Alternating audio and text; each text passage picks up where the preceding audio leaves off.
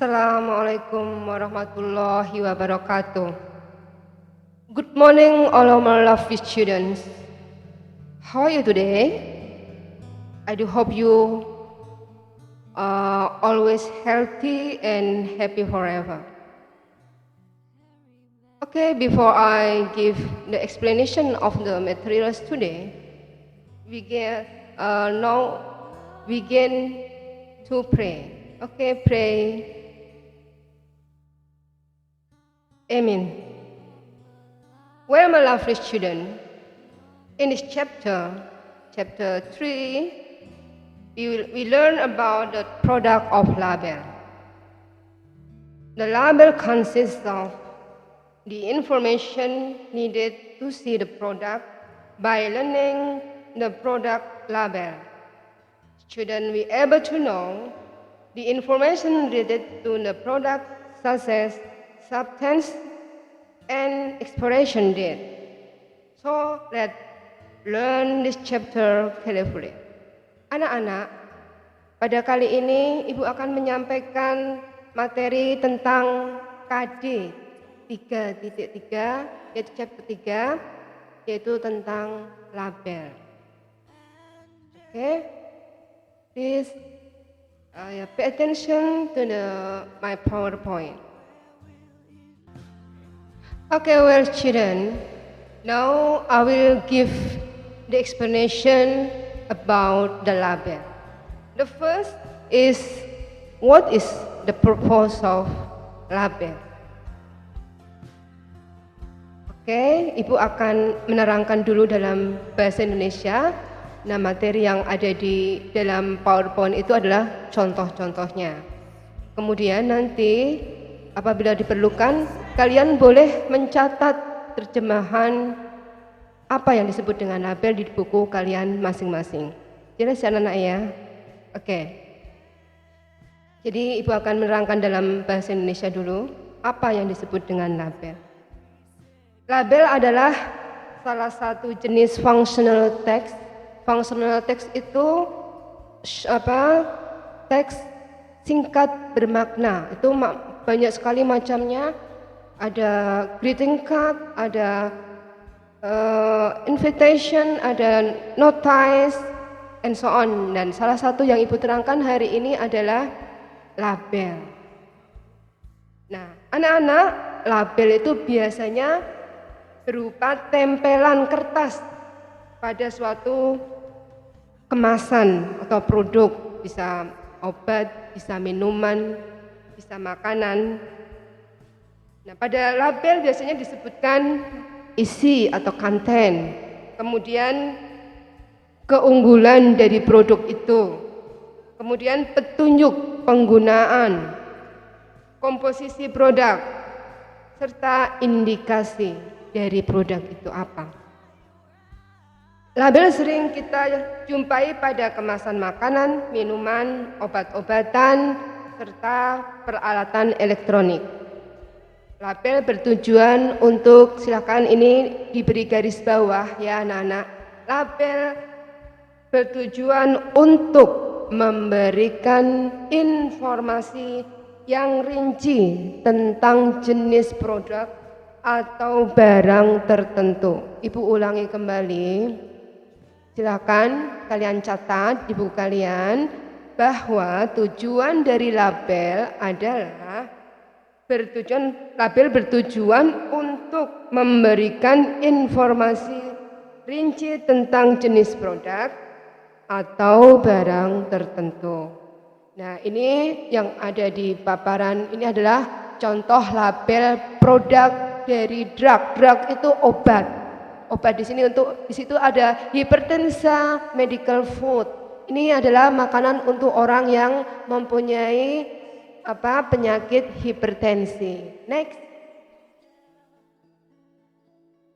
Oke, kemudian Ibu lanjutkan contoh-contoh struktur label. Struktur itu susunan. Silakan ini juga perlu kalian catat. Ya anak-anak ya, tolong dicatat. Kalian tulis structure of label atau struktur label. Yang pertama, nah sebaiknya dalam suatu label itu anak-anak ada nomor 1, dengarkan. Brand of product. What is brand of product? Merek. Brand itu merek. Merek suatu produk. Misalnya susu bendera, Frisian flag.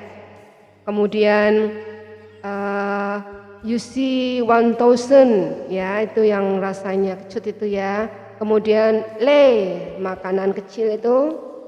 Clay atau Lay ya Nana? Lay ya. Oke, and so on. And the second, the name of the product. Dalam label itu harus tertera nama produknya apa. Ya, merek namanya apa. Kemudian number 3, description of the product. Paparan dari produk itu produk itu mengandung gizi apa saja.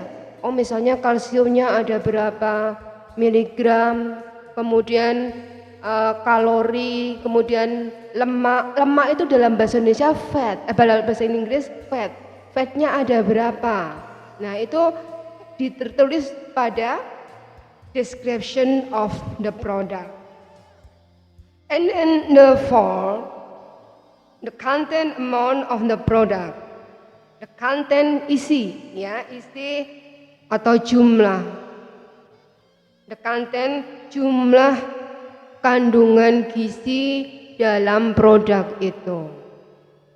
Ya, Ibu ulangi kembali.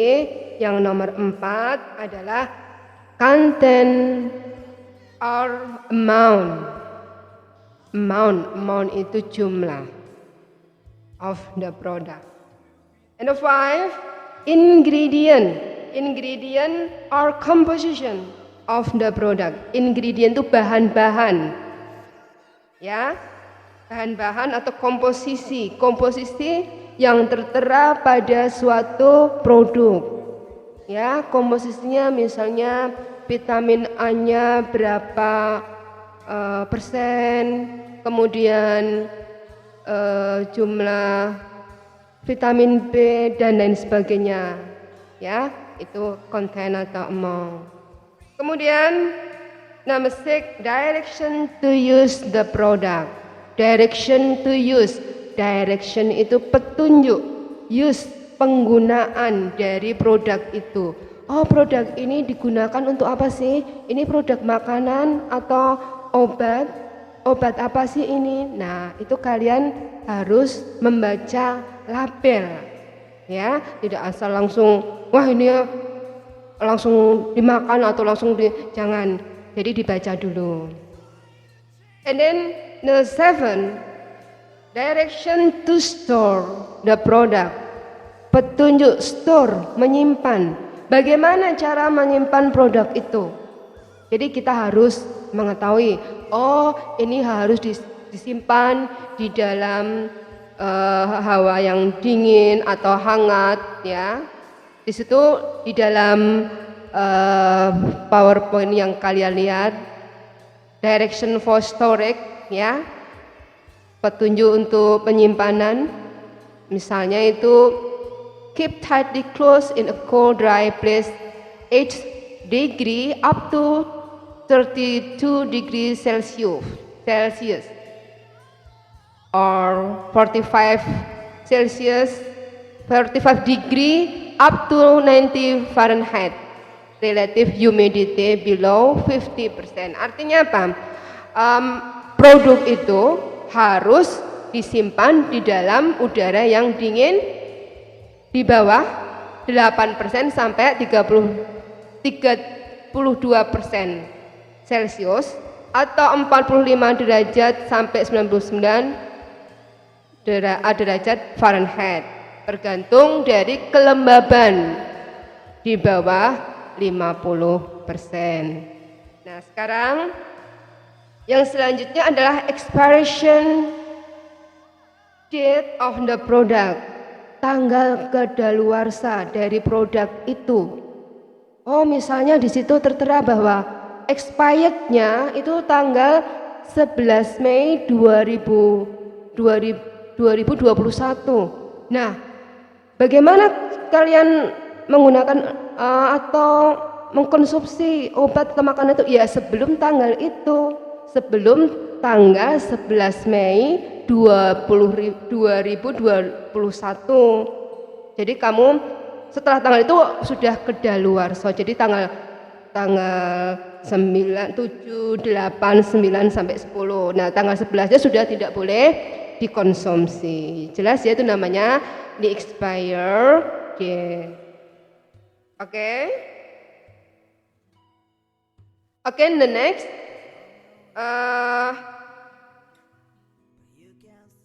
for the addition, untuk tambahan ini perlu dicatat yang di dalam PowerPoint Ibu itu nanti untuk untuk speaking kalian ya. Oke. Sekarang Ibu akan menjelaskan the function of label. Ya, kalian dengarkan karena di PowerPoint Ibu kayaknya tidak adanya nanti di materi Google Classroom.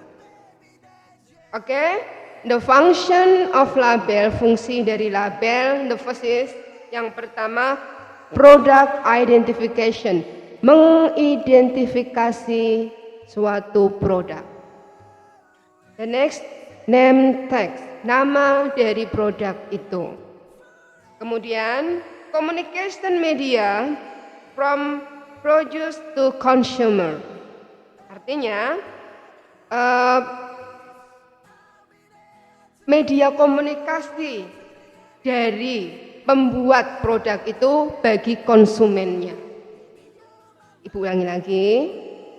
Yang ketiga adalah communication media, media komunikasi from producer, dari pembuat, untuk consumer, untuk para konsumennya, untuk para pembelinya, ya.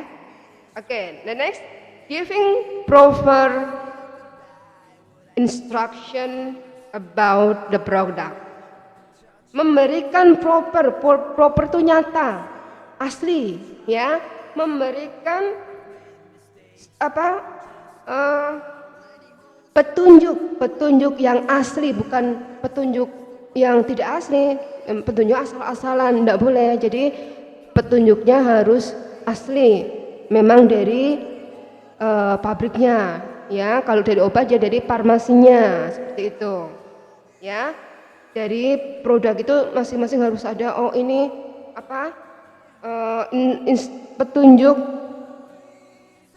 petunjuknya seperti ini, cara menggunakannya itu, ya. Kemudian advertising of the producer. Nah, ini termasuk iklan juga, anak-anak ya. Termasuk iklan di sini. Advertising itu adalah iklan dari pembuat produk itu, ya. Nah, biasanya label juga menentukan untuk mengiklankan produk itu biar laku di masyarakat, ya. Misalnya Oreo, ya, itu kan labelnya bagus sekali, ya. Nah, jadi banyak peminatnya, banyak pembelinya, ya. And then the last is giving secure feeling. Secure itu aman, feeling perasaan, memberi perasaan aman pada konsumen, ya. Ya, jadi kalau kalian membaca petunjuk, ya, dosis penggunaan misalnya obat batuk, misalnya fix formula 44, ya, umur sekian sampai sekian, berapa sendok, ya, berapa teaspoon itu sendok teh. Kalau spoon bedakan ya, teaspoon itu disingkat TSP. Nah, itu sendok untuk, biasanya sendok untuk mengaduk air gula, ya, teh, itu namanya teaspoon. Kalau spoon itu yang untuk makan, spoon, sendok. Nah, itu lain. Jadi ada ukuran teaspoon, ada ukuran spoon, ya, anak-anak ya, untuk minum misalnya obat batuk, ya, itu ada takarannya. Oke. Next. Okay, now from the above table, ya, tadi Ibu sudah anak-anak menjelaskan tentang produk itu apa, strukturnya apa, kegunaannya apa. Nah, sekarang Ibu akan memberikan presentasi the fact. Ya, the fact itu kenyataan tentang produk secara oral. Misalnya, the brand is the product is juicy. Merek produk itu juicy. Juicy itu apa? Jus. Ya, jus itu rasanya kan agak masam gitu ya. The name of the product is fruit punch, superior hydration. Oh, namanya fruit punch, buah punch, superior hydration. Itu untuk meningkatkan hidratasi hidratasi ya, itu kekurangan air ya. Kemudian the packet contain its fluid ounce or 236.5 milliliters. Artinya, paket produk dari jus itu tadi mengandung cairan 8 ounce, 8 fluid ounce or 236.5 millimeters. Jadi 8 ounce cairan itu sama dengan 236,5 milimeter. Ya, anak-anak ya. Half itu setengah. Ya. Ibu ulangi kembali. The packet contains 8 fluid ounce or 236.5 milliliters. I'm sorry. Next, the product is no caffeine, no preservative, gluten-free, and nut-free. It contains electrolytes, vitamin, coconut water, and natural flavor. Artinya, produk jus itu ya, yang tadi mereknya brandednya itu juicy, nama produknya fruit punch ya, minuman buah ya, itu tidak mengandung kafein, tidak mengandung pengawet, preservatives, artinya pengawet, nggak ada bahan pengawetnya, bebas dari lemak, dan mengandung elektrolit itu yang membakar tubuh kita agar tubuh kita itu hangat. Kemudian mengandung vitamin, kemudian mengandung coconut water, air kelapa. Ternyata air kelapa itu bagus sekali. Dan natural flavor, dan tidak berasa natural, berasa alami. Next, the product is made filter water, pure cane sugar, coconut water concentrate, citric acid, dipotassium phosphate, electrolyte, vegetable juice concentrate, color, ascorbic acid, vitamin C, magnesium oxide, electrolyte, calcium D, pantothenate, vitamin B5, niacinamide, vitamin B3, natural fruit punch, flavor with other natural flavors, alpha tocopherol acetate or vitamin E, cyan oxide, electrolyte, pyroxidine, hydrochloride, vitamin B6, vitamin A palmitate, vitamin A, folic acid, or vitamin B9, and cyanobalamin or vitamin B12. There are no direction for consumption and storage. Oke, Ibu jelaskan dulu tadi yang the product tadi ya. Oh, produk dari Joshi itu tadi terbuat dari air yang sudah disaring. Kemudian menggunakan pure cane sugar, menggunakan gula cane itu gula yang gula halus ya, yang murni. Kemudian konsentrat ya, air kelapa yang sudah dibuat konsentrat ya. Kemudian citric acid, asam sitrat ya. Kemudian diposatium fosfat untuk elektronik, yang untuk membakar tubuh kita agar tubuh kita itu selalu tidak kekurangan tidak dehidrasi, kekurangan air gitu ya. Kemudian vegetable juice concentrate. Nah, ini pewarna makanan ya. Misalnya ada hijau untuk melon ya, orange untuk jeruk, and so on. Ascorbic acid.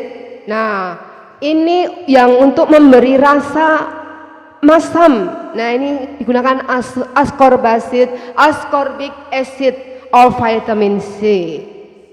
And then magnesium oxide, calcium D. Ini untuk tulangnya. Ya, jadi kalsium itu untuk memperkuat tulang kita, ya, dan selain sebagainya. Kemudian ada di situ juga ada untuk dalam produk Joshi tadi juga mengandung vitamin A, vitamin B9 dan vitamin B12, juga vitamin E. Vitamin E itu gunanya untuk apa, anak-anak? Oh, vitamin E itu untuk biar halus kulitnya ya, biar enggak cepat keriput ya, sering minum vitamin E. Oke? Itu penjelasan dari substan. Itu namanya substan, kandungan ya, kandungan dalam suatu produk yang tertera pada label. And then there are no direction for consumption and storage. Tidak ada aturan untuk mengkonsumsi dan penyimpanan. There is also no expired date available on the label.